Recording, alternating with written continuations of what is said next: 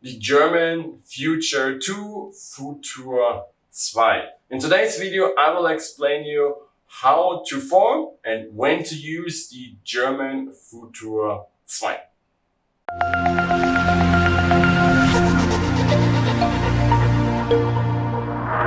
Hi, my name is Jan and I'm your German teacher here on EasyDeutsch, your YouTube channel for German grammar. Today's topic is the Future 2, Futur 2. If you're actually tuning in here to get to know more about the future tense that is actually used to say something in the simple plain future, like what's going to happen tomorrow, that's not this video. Check out the video about Future 1, Futur 1.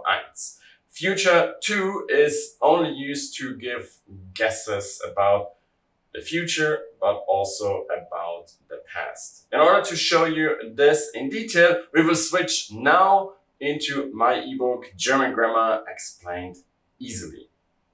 So we're here now in my ebook, German Grammar Explained Easily. So let's go to today's topic, Future 2, Futur 2.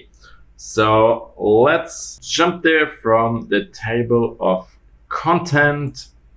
So what is the Future 2? If you haven't seen the video about Future 1 and wonder why do we have a 2 here and why we're not talking about the 1 as well, Future 1 and 2 are actually very different from each other. Future 1 you need right from the beginning as a beginner. Future 2 you don't really need up until B2 probably. And it's a little bit advanced. So if you actually want to know which tense to use, if you want to speak about simple future phrases, check out my video about Future 1. This is not the one. This is a special kind of future because Future 2 we use for assumptions, either about the future or the past. Yes, you have heard correctly. Even the past. It's called Future 2, but we can use it even for the past.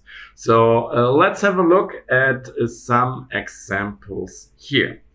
Das Auto wird morgen repariert sein. So the car will be repaired by tomorrow. In einer Stunde wird angekommen sein. In 1 hour he will have arrived. Du wirst die Prüfung bestanden haben. You will have passed the exam. Wird hingefallen sein. So he will have fallen. This is Future 2. You can already see, according to the examples, this is not the day-to-day language, but it's all assumptions. So that's what you have to keep in mind. Future 2 is for assumptions. And it doesn't have to be an assumption about the future. It can also be something about the past. So let's have a closer look at that. The first use is for assumptions that will be completed in the future. And we have to have a specification of time in there. It doesn't work without. Das Auto wird morgen repariert sein. So here we're talking about point in time in the future. And at this point in time, morgen, the action will be completed. So the action is repairing the car. It's passive here as well, passive voice. So the car will be repaired tomorrow. Future 2 always has somehow a passive notation if we're talking about the future here, or not always, but very often. If you don't know what's the passive, check out my video about the passive voice that I will link for you in the info cards. But we use the Future 2 also for assumptions about an action that actually has happened in the past. Wird wohl den Bus verpasst haben. So he will have missed the bus, probably. So the action must have been completed at a time of speaking. And then use werden plus the perfect. We use this actually here as well for the future. So let's have a look at the construction. You know werden already. It's a very basic verb. We conjugate this in regular present tense conjugation, but we add to the sentence the past participle, so the Partizip 2 of the main verb that's actually giving us the action or state. And we also add sein or haben as auxiliary verb, because this is actually the perfect construction, and we add another auxiliary verb to it. So we actually have two auxiliary verbs here. The first one is werden, and the second one is sein or haben, and the past participle added to it. So when do we use sein? When do we use haben? It's pretty much the same like in perfect tense. If there is a change of condition, status, or location, and as well with sein, werden, and bleiben as main verbs, we always use sein as the auxiliary verb. For everything else and all reflexive verbs, we use haben as auxiliary verb. And again, we're talking about this one here at the end, not this one. This one stays werden if we have future too. Wird in Berlin angekommen sein. So he will have arrived in Berlin. Pay attention here. If we actually have a condition, we always use sein, because the condition will have changed from the time of speaking to the point in time that is mentioned. A condition is, for example, repariert, so repaired. That's a condition of the car.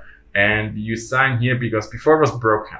Now it's repaired. So that is always change of condition, simply because otherwise it is no change. There would be no reason to use future too if nothing is gonna change here, because we assume that something has happened, and that means there has to be a change if we use a condition, because in order to speak about a condition and an assumption about it, it has to change. Let's have a look at the word order, because it's a little bit special here. In a regular main clause is werden as at position 2, because this is the actually conjugated verb. So the conjugated verb is position 2. That's a normal thing. And at the end, it's getting a little bit crowded because we have two verbs here at the end. Remember, we use the perfect tense and add werden to it in order to create future 2. And that means before the haben was here and the past participle, Partizip 2, was already at the end. Now we add werden to it, and werden kicks haben, the auxiliary verb from the perfect tense, at the very end of the sentence. So even behind the past participle, because we do it just right in the order. First, to create the perfect tense, haben kicked bestehen to the end, and now werden kicks haben to the end. So haben goes even behind the main verb that tells us the actual action or what's happening here. And in the question, we have the same thing like always. The verb actually goes position 1, the conjugated one, and everything else here at the end is the same. Sorry for the wrong color marking here. This should be blue. So as a short summary, keep in mind it's for assumptions about completed actions in the past or future. And it's pretty much a werden plus the perfect tense. So I hope you've learned a lot today, and I've earned your subscription and the like for this video. To like my video and subscribe to my channel is a great support for me. Thank you.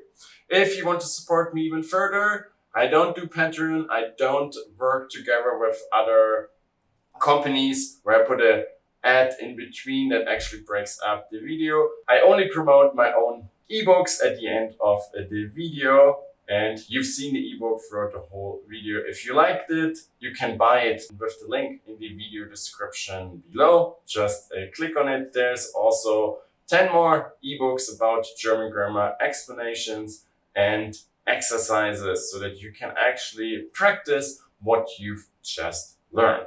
And then I hope I will see you again in one of my other videos. And until then, viel Spaß und Erfolg beim Deutschlernen.